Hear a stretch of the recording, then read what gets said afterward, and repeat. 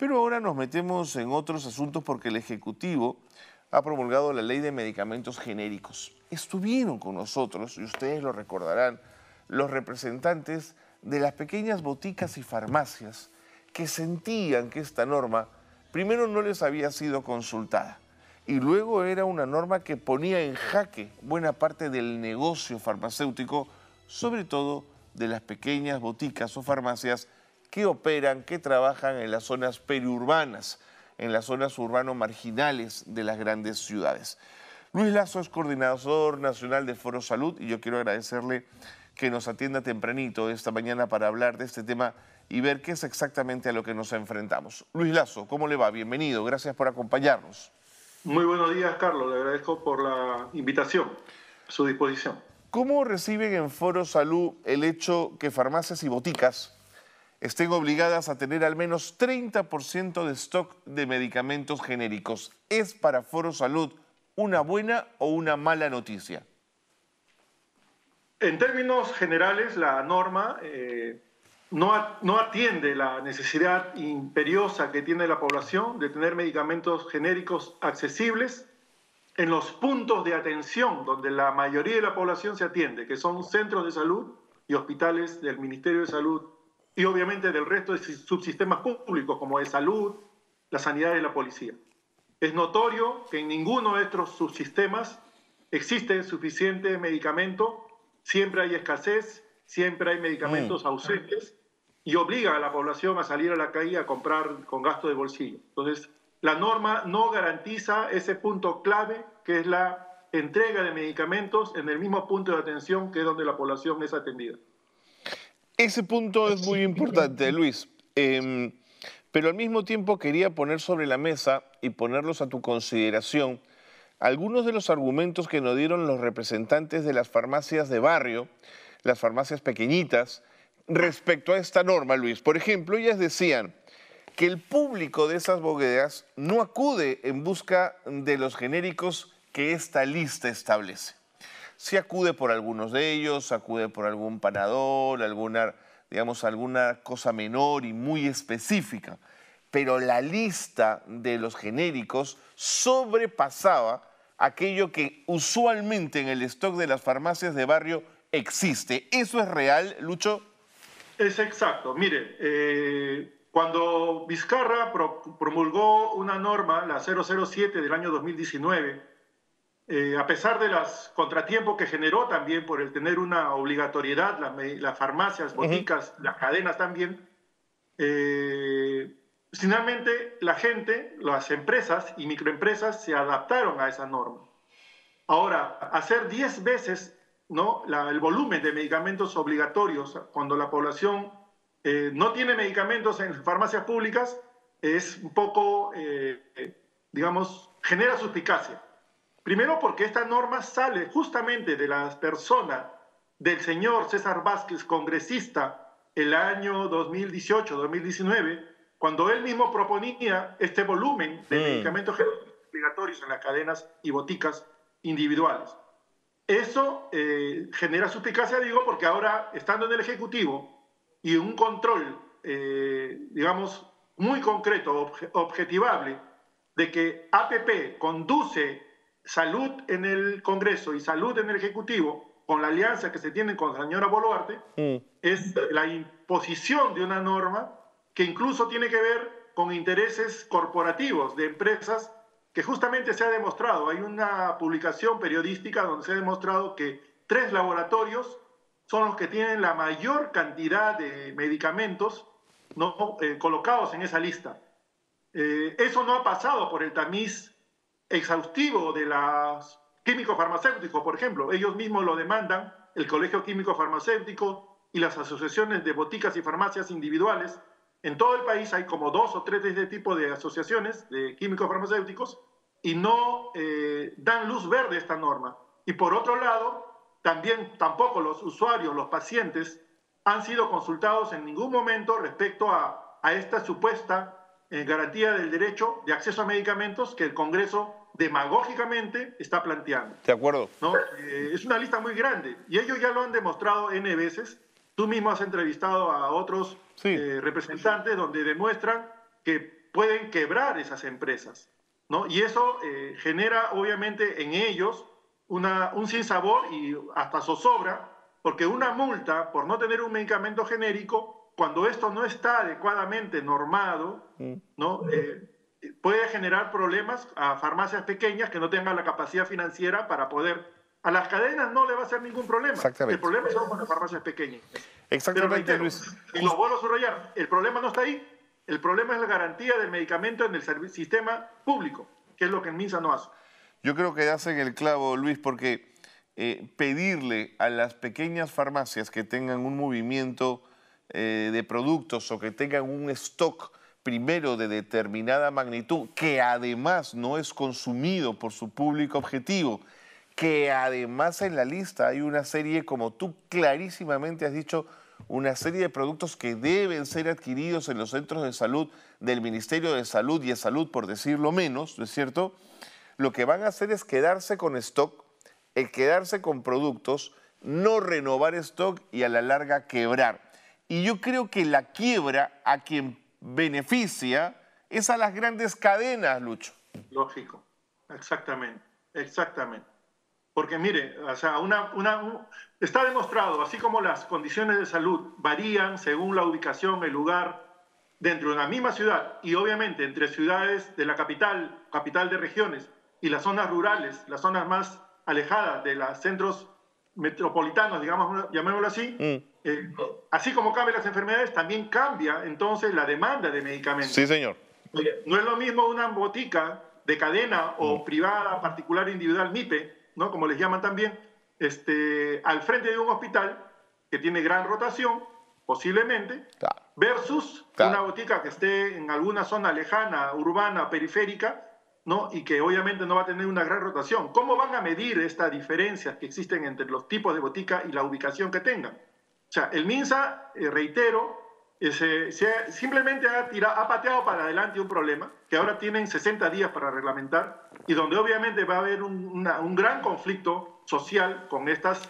Son cerca de 30.000 boticas individuales y MIPES, ¿no? Así es.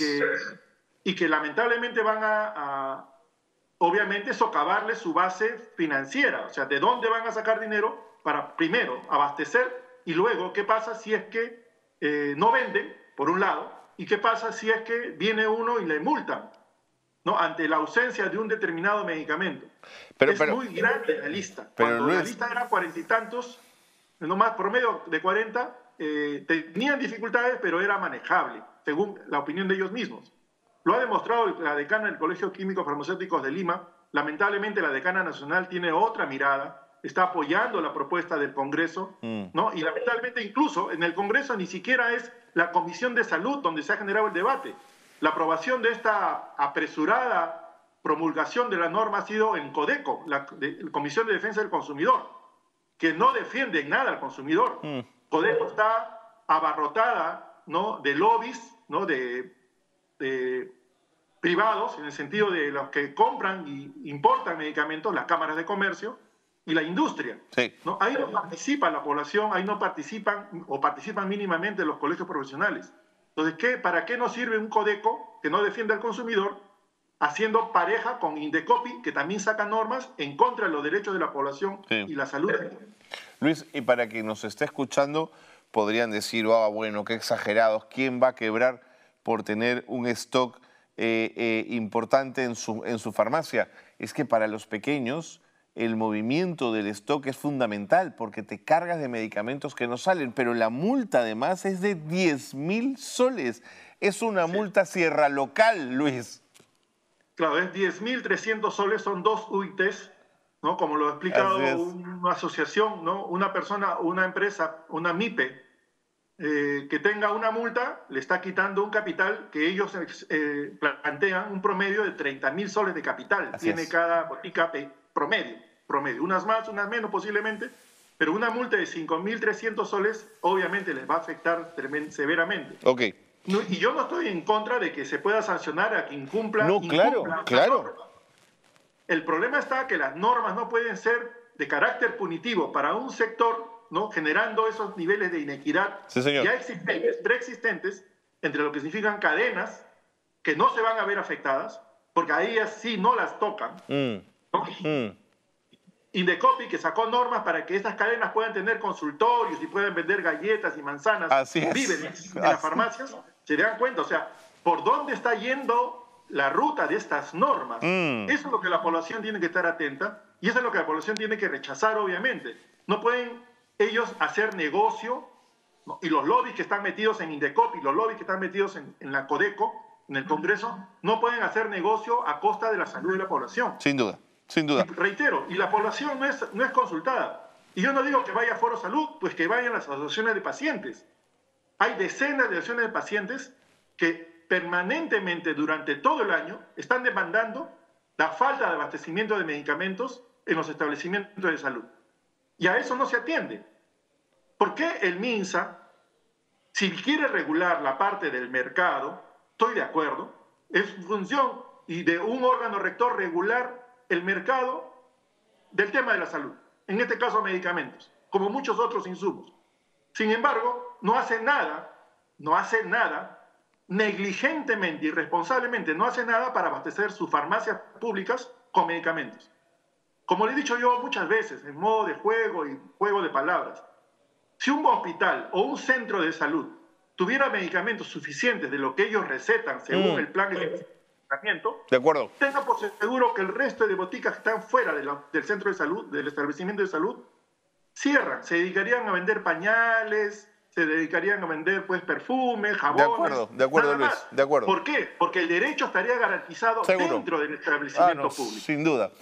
Por eso es que era importante conversar con Foro Salud como organización de sociedad civil para poner estas alertas en discusión y en la agenda pública de quienes consumimos habitualmente genéricos cuando vamos a buscar un medicamento a una farmacia. Ahora, Luis, me queda poquito tiempo, pero necesito abrir un poco el tema y preguntarles si en Foro Salud han discutido en torno a esta barbaridad planteada por el Ministerio de Salud, según la cual las personas transexuales tienen problemas de salud mental. Ya, nosotros hemos tomado ya una posición a priori, ¿no? Como directiva, porque obviamente eso es una afrenta a un tema muy sensible en términos sociales, en términos incluso de violencia contra las personas transvestis, transgénero, etcétera, ¿no? Y obviamente el tema de la salud, ¿no? El tema de la salud y el uso de los servicios de salud para este tipo de personas está vulnerado. Los profesionales de la salud permanentemente, no todos digo yo, pero sí ocurren casos permanentemente de violación de derechos humanos de estas personas, simplemente por su opción sexual, por su forma de vestir, por el nombre que usan, ¿no? Violentando su derecho incluso hasta la intimidad personal, ¿no? Porque ellos tienen por derecho a guardar esa característica si así lo desean. Sin embargo, ahora con un tema que no sabemos de dónde surge, sinceramente, ¿no? El MINSA regula, involucra una norma en un reglamento antiguo, porque incluso ahí está el problema, porque si el Ministerio de Salud se intentara poner al día de que el sistema de enfermedades, ¿no? Del CIE 10, que es donde lo han colocado, porque en el CIE 10 aparece, pero la evolución de los procesos y derechos de las personas ¿no? Hizo que en el actual, ¿no? CIE 11 no aparezcan las condiciones como las mencionadas, ¿no? Transvestismo, transexualidad, etcétera, sean consideradas enfermedad mental. Como lo ha colocado en una norma antigua, aparecen allí. Y yo he escuchado comentarios diciendo o pretendiendo, ¿no? Que eso es para garantizar el acceso al SIS. Al seguro, así es. Eso han dicho, sí. Eso no va por ahí. Entonces, yo creo que sí, la queja que están teniendo las organizaciones de personas del LGTBI en general, ¿no? Y obviamente, inclusive muchos voceros, incluso esto ya ha salido, ha trascendido en la frontera peruana, ¿no? Muchos países en América Latina están criticando al gobierno peruano por esa actitud. Sí, señor. Y obviamente también en Estados Unidos, un parlamentario peruano norteamericano ha hecho una denuncia, diría, ¿no? En respecto a eso, incluso indicando que va a hacer una consulta al Departamento de Estado norteamericano al respecto. O sea, fíjese el escándalo por una falta de precisión y de detalle, ¿no? No sé quiénes realmente regulan estas cosas, ¿no? Y el MINSA está sinceramente paralizado, lamentablemente, ante ese tema, ¿no? Pero además, Luis, considerar esto como una enfermedad abre la puerta para esta barbaridad que son las clínicas o los tratamientos llamados de reconversión, que no es otra cosa que tortura y violación de derechos humanos, Luis. Son tratamientos compulsivos que pudieran ser, primero, en términos generales, como Estado, pretenderse realizar, y obviamente un padre, una madre verticales quieran imponer a uno de sus hijos o hijas, no diciéndole, tú no estás bien, te vamos a curar, te vamos a meter hormonas, te vamos a hacer tal o cual cosa. O sea, esa es una aberración. Sí, pues. Entonces, una norma no puede vulnerar derechos. Y el derecho, ¿no? Está planteado ahí, eso no es una enfermedad. De acuerdo. Y esas personas, más bien por el contrario, las personas LGTBI, con pleno derecho, tienen que ser atendidas por un sistema que se adecue a ese tipo de personas. Entonces, que tiene pleno derecho como cualquiera de nosotros o de nosotros. Entonces, ¿cómo lo abordamos? ¿No? Y eso es un tema que simplemente el MINSA pudiera resolver derogando lo planteado, disolviendo lo planteado y obviamente sí garantizando servicios, ¿no?, de calidad, oportunos, respetuosos, claro, ¿no?, de las personas en cuanto a su opción, a su decisión, ¿no?, y obviamente garantizar la salud de la población. De acuerdo. Luis, el tiempo me gana, pero hay algo que no quiero dejar pasar, que tiene que ver con salud, pero se escapa un poquito. Al momento de la promulgación de la norma, me refiero al tema de los genéricos, la presidenta entró en un momento político y dijo que urgía, que llamaba a un pacto por la gobernabilidad. ¿Saben ustedes a qué se refiere? No, la gobernabilidad en un país donde todo es vertical significa simplemente encajonarte en una mesa para dialogar y no resolver nada. La ingobernabilidad la genera ella misma con este tipo de normas en genéricos, con ese tipo de normas contra las personas LGTBI, así es, o con las conductas políticas, económicas, de privatización, por ejemplo, en el caso del agua, o estar pretendiendo cuidar desde su posición de poder a su hermanito, que hemos visto en qué situaciones está involucrado, o su abogado, que también usted mismo hace un momento ha podido mencionar, ¿no?, como primicia inicial de su programa. Entonces, la gobernabilidad la ingobernabilidad no la generan otros actores, sino el propio Ejecutivo. El propio Ejecutivo debiera ponerse en salmuera, la propia señora debía ponerse en salmuera, ver si ella puede cumplir su palabra ofrecida al país de renunciar, ¿no?, apenas pueda ser vacado Castillo, y que renuncie. Entremos a un proceso de 3-4 meses, lo que corresponde según ley, para un nuevo periodo gubernamental con otras personas elegidas democráticamente. La ingobernabilidad la genera ella. ¿Cómo puede una persona que genera ingobernabilidad pretender convocar para que haya gobernabilidad en el país? Imposible. Contradictorio. Muy bien. Luis, muchísimas gracias por habernos atendido. Gracias siempre a Foro Salud por monitorear y tener siempre las antenas desplegadas y los radares dispuestos para estas cosas que son tan importantes. Muchísimas gracias. Muy amable. Muchas gracias, Carlos. Buen día a todos sus televidentes. Luis Lazo es el coordinador nacional de Foro Salud y ha estado con nosotros en Nativa poniendo los puntos sobre las IES muy claro respecto al tema de los genéricos. Lo hablamos aquí hace unos meses, creo que fueron 2 meses no más, con los representantes de las boticas y estaban en esta línea. Esto no puede ser porque sin duda, ¿no es cierto?, apunta a la desaparición de las pequeñas boticas en favor de los grandes conglomerados farmacéuticos. Pero además, y lo ha dicho Luis Lazo con una claridad meridiana, los remedios genéricos ni siquiera están en los centros de salud del MINSA como para exigírselos al resto de pequeñas farmacias o boticas.